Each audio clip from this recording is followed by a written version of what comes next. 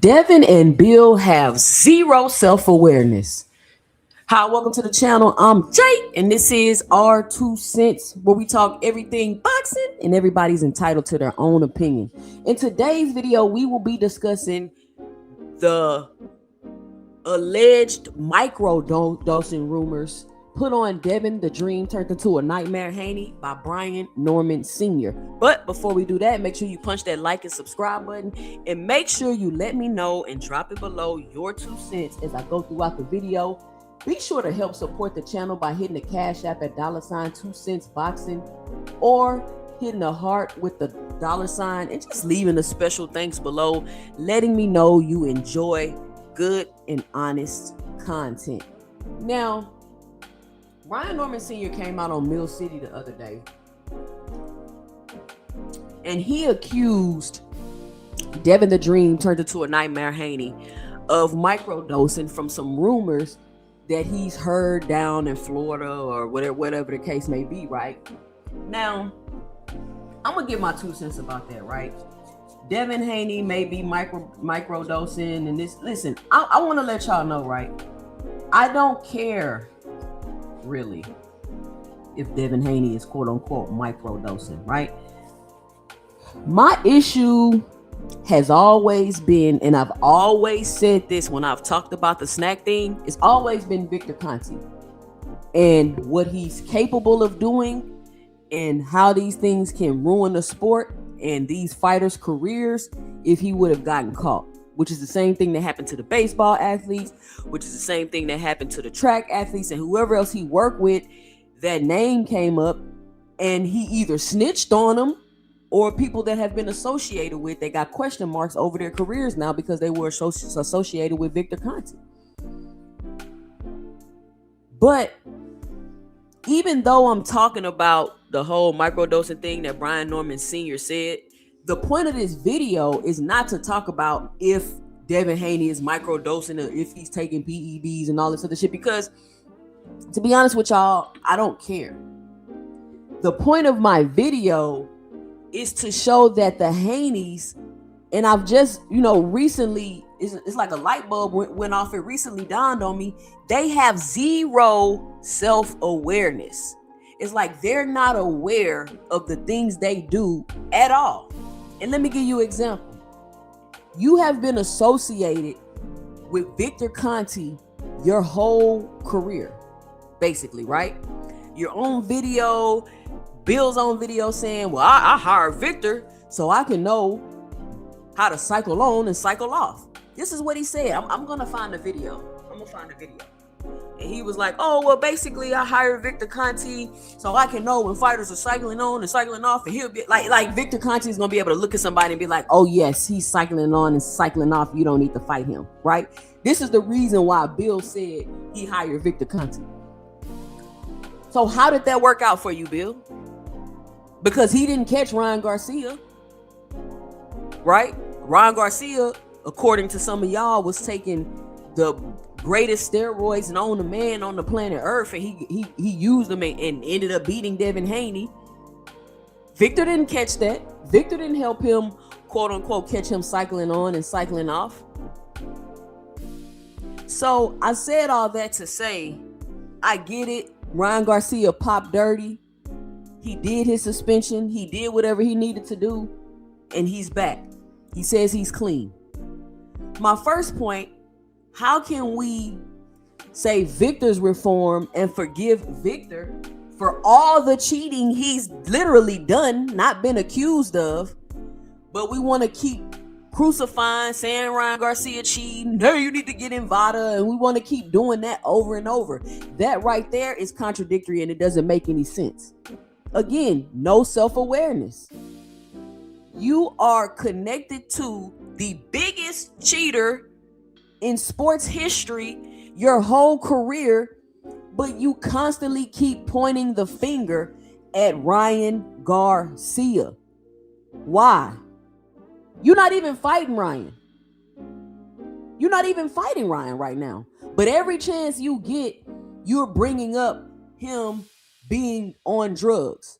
You didn't appreciate just like right now, people saying you microdosing. You don't appreciate people saying you microdosing. Oh, well, Devin Haney's never popped dirty.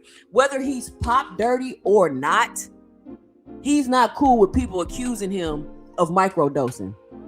Ryan Garcia, did he pop dirty? Yes, he popped dirty.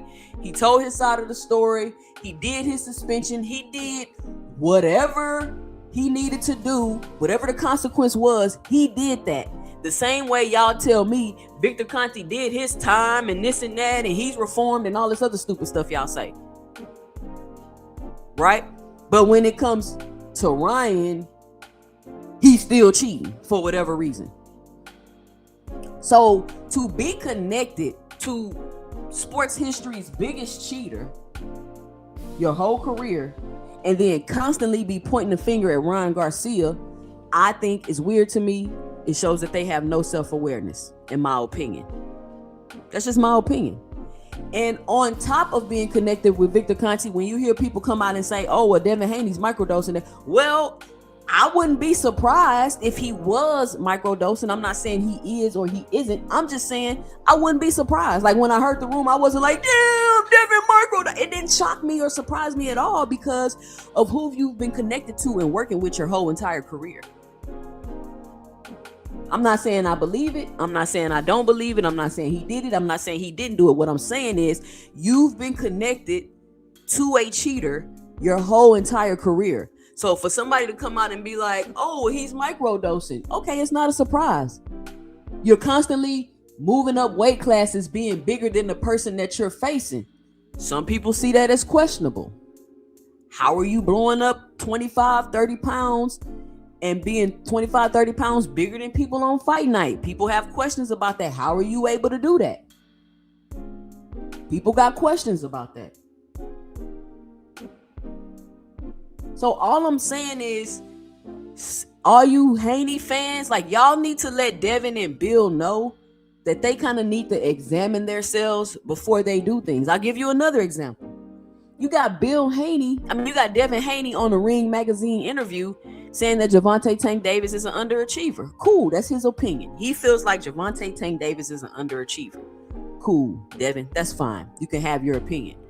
But when Auntie Sko come out and give his opinion about how weak Devin Haney hook look, he wants to hop on the internet, putting out Ring camera videos from inside their house, which was already released a year ago. He's not releasing nothing that nobody else knew. He going all into their personal business. Oh, you taking kid money, you tricking on your gal and his kids. And I'm like, Devin, once again, you got zero self-awareness. How do you have the audacity to call somebody else a trick when, from my understanding, you tried to sue your baby mama for $400,000 worth of gifts? Devin, can you tell me how you fix your lips to call somebody else a trick when you suing your baby mama, who was previously an escort, for $400, near $500,000 in gifts? Was you not tricking? And I'm not saying it's a good thing or a bad thing. I'm not ridiculing him or criticizing him. I'm just saying, how can you be the pot calling the kettle black? And as I'm looking back in history, I'm seeing that they've always done this. They have zero self-awareness of themselves. It's okay for them to want to fight, call out thousands of people for a fight. But if somebody call out Devin Haney and then they call out somebody else, it's like, oh, he shouldn't have called out such and such. He said he wanted to fight Devin. He just, like, as if you want to fight Devin, the only person you can call out is Devin. But Devin can run around here and call out 1,000 people. Devin can call out 1,000 people and he's serious about fighting every single one of them. But if I call out Devin Haney and I call out another fighter, I'm not serious about fighting Devin Haney. They run around here like it's time to admit that the Haneys are problematic. They run around here. You got Bill releasing mug shots, doing drugs online. Devin's out here constantly criticizing people, punching carnival workers, getting pulled over with guns in his car. It seems like everybody skips over all of this, and we steady act like the Haneys are a constant victim. They're not victims. They're bullies. They jumping people at the venue in New York, kicking people, choking people. Like, why are you, what, like, I don't, you get what I'm saying? So I made this video just to say that the Haneys have zero self-awareness. They're constantly degrading, criticizing, and putting down fighters. They got a whole YouTube payola syndicate that they use to smear fighters' names, talk down on fighters. It's cool if y'all want to use it to uplift Devin, but y'all aren't using it to uplift Devin. Y'all are using it to tear down and shit on all the other fighters. Period. And giving a critique and a criticism of a fighter and not Johnson bouncing them is not tearing them down. That's not tearing them down. So it's time for us to just sit back and look back on some things and come to the realization that the Haneys have no self-awareness. They constantly want to play victim. Like they want to throw rocks and hide their hands. Nobody can say anything about the Haneys or have any opinion, or they're gonna sick their YouTube syndicate on them. They're gonna sick their media team on them to start putting out lies and propaganda about you. And it's not cool. I'm sick of it at this point, to be honest with you. So that's why I'm just giving my 2 cents. And I just want to make people who may not be aware of this, because I didn't see it at first. It just all kind of came together for me, like with this last incident with the Auntie Skull saying his hook is weak and he putting up the video and doing all this extra stuff.